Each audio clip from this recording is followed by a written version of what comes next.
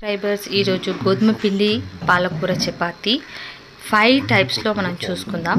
So గోధుమ పిండి 3 cups, 2 పాలకూర కట్టలు, దీంట్లో కొంచెం ఓము వేసుకున్నాను, కొంచెం సాల్ట్ వేసుకున్నాను, కొంచెం కారం అన్నీ వేసుకున్న తర్వాత పాలకూర, కొత్తిమీర, పుదీనా అన్నీ వేసుకొని సో ఇందులో కొంచెము 1.5 కప్ వాటర్తో లేదా 2 కప్స్ అంతకంటే ఎక్కువ పట్టదు. దాంతో ఇలా పెట్టుకొని మూతేసి పెట్టేసుకోవాలి. ఒక 10 మినిట్స్ 15 మినిట్స్ తర్వాత దాన్ని మళ్ళీ మనం ఒకసారి మెత్తగా మంచిగా కలుపుకోవాలి. కలుపుకున్న తర్వాత మనం పొడువుగా సన్నగా తరిగి పెట్టుకున్న క్యాబేజీ, క్యాప్సికమ్ ఇవన్నిటిని ఒక చిన్న కడాయిలో వేసుకొని ఫ్రై చేసుకోవాలి. దాంట్లో కొంచెం ధనియాల పౌడరు, కొంచెం కారం, కొంచెం ఉప్పు, ముద్దలు చేసుకోవడానికి అన్నీ వేసుకొని అది ఉడుకుతుండగా మనం ఒకవైపు ముద్దలని కట్ చేసుకోవాలి. ఇలా కత్తితో ఒకేసారి ఇలా కట్ చేసుకుంటే దాన్ని పొడుగా చేసుకొని మనకు ఎక్కువ టైం పట్టదండి, చాలా ఈజీగా అయిపోతుంది. సో ఇలా మనం రోటీలు చేసుకోవాలి.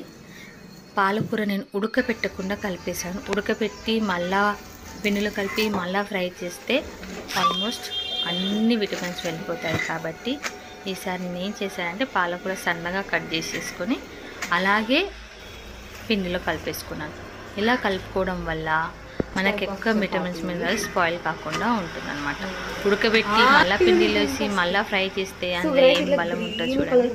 సో అందుకని ఇలా చేసుకుంటే కొంచెం హెల్దీ, పిల్లలు కూడా ఈజీగా తింటారు.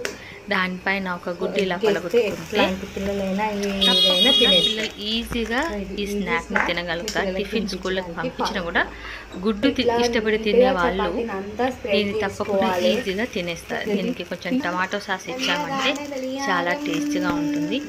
దీన్ని 5 టైప్స్ చేశానండి. తప్పకుండా చివరి వరకు దీన్ని చూడండి. ఎంత బాగా అయ్యాయంటే మా పిల్లలకి ఇస్తే చాలా హ్యాపీగా తిన్నారనమాట. మనకు కావాల్సింది ఒక మయోనీస్, టమాటా సాస్ కూడా ఉండాలి. మయోనీస్ లేకుంటే టమాటా సాస్తో అయినా చేసుకోవచ్చు. చూడండి, మయోనీస్ తీసుకొని ఫస్ట్ ఇలా వేసుకోవాలి. వేసుకున్న దాన్ని మొత్తం చపాతీకి స్ప్రెడ్ చేయాలి. స్ప్రెడ్ చేసిన తర్వాత మనం ఇందాక చేసి పెట్టుకున్న క్యాబేజీ, క్యాప్సికమ్ ఉంది కదా, దాన్ని ఇలా పొడువుగా వేసుకోవాలన్నమాట.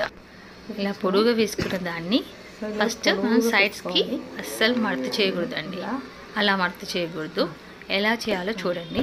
ఇలా ఫస్ట్ కింద బేస్ ఉన్న దాన్ని ఫస్ట్ ఫోల్డ్ చేసిన తర్వాత సైడ్స్వి మనము ఫోల్డ్ చేసుకోవాలి. మయోనీస్ వేసాం కాబట్టి అది స్టిక్ అవుతుందండి. క్యాబేజీ, పాలకూర, క్యాప్సికమ్ అన్నీ చాలా టేస్ట్గా ఉంటాయి. సో ఇప్పుడు నెక్స్ట్ మనం చేస్తుంది, మయోనీస్ లేని వాళ్ళు టమాటా సాస్తో ఇలా చేసుకోవచ్చు అనమాట. మనం ఇందాక చేసుకున్నట్టే చేసుకొని మొత్తం చపాతీ పైన టమాటా సాస్ స్ప్రెడ్ చేసుకొని సైడ్స్ నుంచి కాకుండా కింద నుంచి మళ్ళీ చూపిస్తున్నాను చూడండి. కిందిది ఫస్ట్ ఫోల్డ్ చేయాలి. సో ఎందుకు అంటే పిల్లలు తినే అప్పుడు అది పడిపోకుండా ఈజీగా ఉంటుంది అనమాట. ఎంత చక్కటి లుక్ వస్తుంది చూసారా.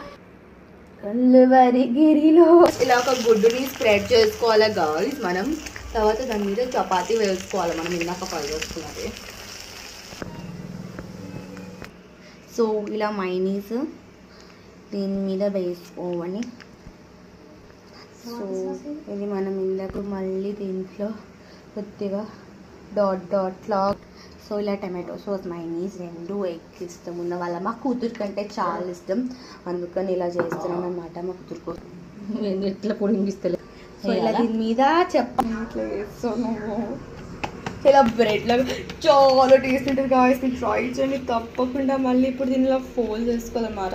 కాంపల్సరీ ఇలా టిఫిన్లో పెట్టేసుకుంటే చాలా టేస్టీ. అంటే ఎంత సరే ముందు ఎంత చూపి ఇట్లా స్ట్రైట్ అంటే